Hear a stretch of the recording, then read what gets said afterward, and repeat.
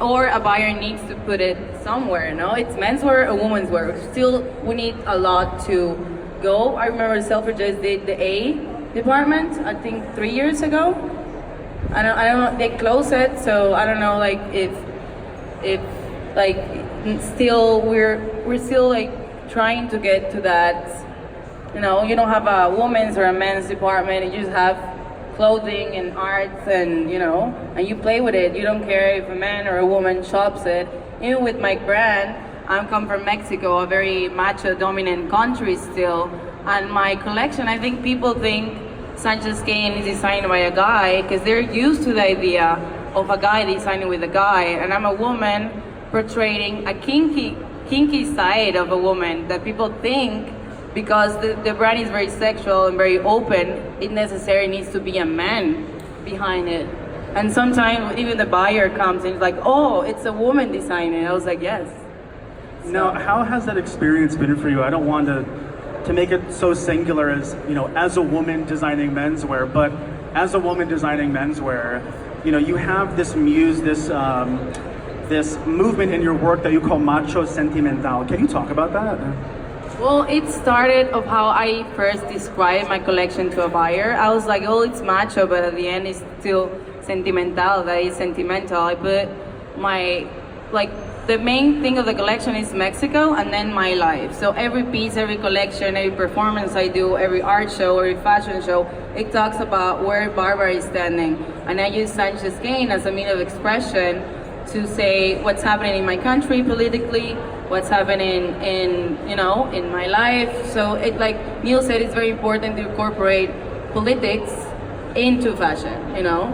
It is important to have a voice nowadays when, you know, the environment surrounded us, it's kind of, you know, the Mexicans are being portrayed as, I don't know, as another thing that artists, we have beautiful people, beautiful background, beautiful culture, and I think it's very important to always, you know, represent your country and your beliefs, even if it goes against somebody else's.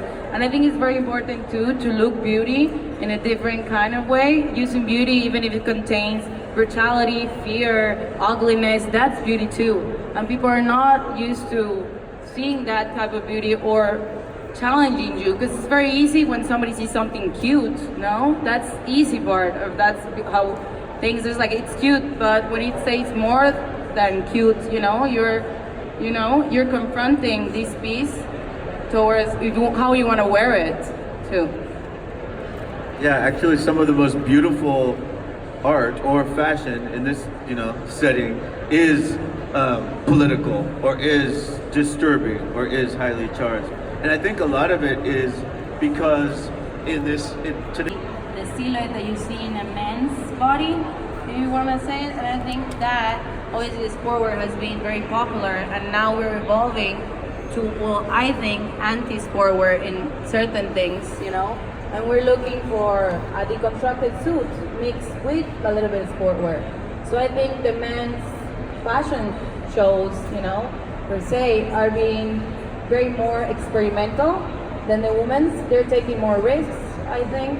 And again, there's this whole generation that want to experiment, because maybe a couple of years ago or a couple of decades ago, it wasn't well seen. They could not dress the way they wanted to be dressed now. So now they have the possibility to find these clothes in their sizes, in their measurements, and it's like, okay, now it's time to experiment with my body.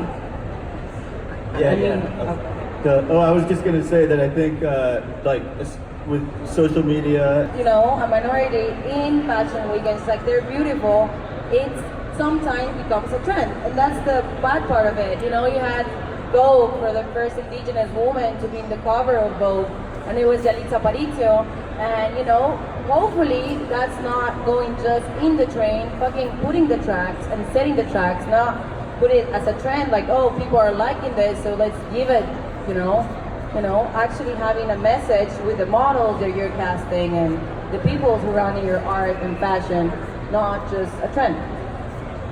I think a big part of that is tokenism. A company that's not taking this future of gender fluidity seriously is missing out on a huge market. Absolutely, and actually, Neil, when looking into your work, history, and I like to reference my own personal history as a way of understanding identity. I grew up in the Midwest in Colorado, and a lot of my early work was very referential to this idea of understanding masculinity through being in high school, through things like wrestling and sports and things like that. So a lot of the work that I was trying to do was taking something out of context and transforming it into what I would understand to be like a misnomer or like its equal opposite. So for instance, in my first collection I was doing all Horn, Sarah Lucas. So the idea of a woman or playing with their body as an object for me is where I take the most inspiration on. And then again, like Willie saying, watching all these like macho men being like gay, very gay too, it's like the most wonderful thing, you know, because they're portrayed in a box, everything, you know. And with a lot of parties, there is Traición in Mexico, there's a queer party that really, if you go, it gets inspiration in music, through the people, through the clothing, so that's why that's what the things that inspire my work. I love that.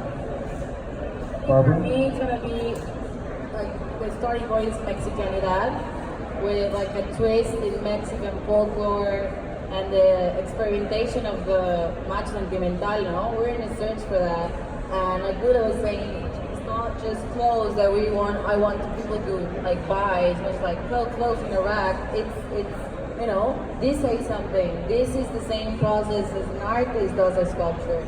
This is an investigation process, not like, you know, throwing ideas and just without a purpose. So every season for me it's Mexico showing we're good at fashion, even where I'm not recognized. So it's that, portraying myself, my demons into my clothes, and hopefully people will get that experience through the clothing. Yeah, I think, you know, all of us are selling. Where you don't have that level of censorship, the amount of fun and freedom that you can experience in that, and also encouraging people to ask the questions why and who said, who told you that you need to live by these rules, and then also investing in brands that have a purpose and a mission, brands that are actually standing for something and spreading love and positivity. And Preston, before I forget, what stands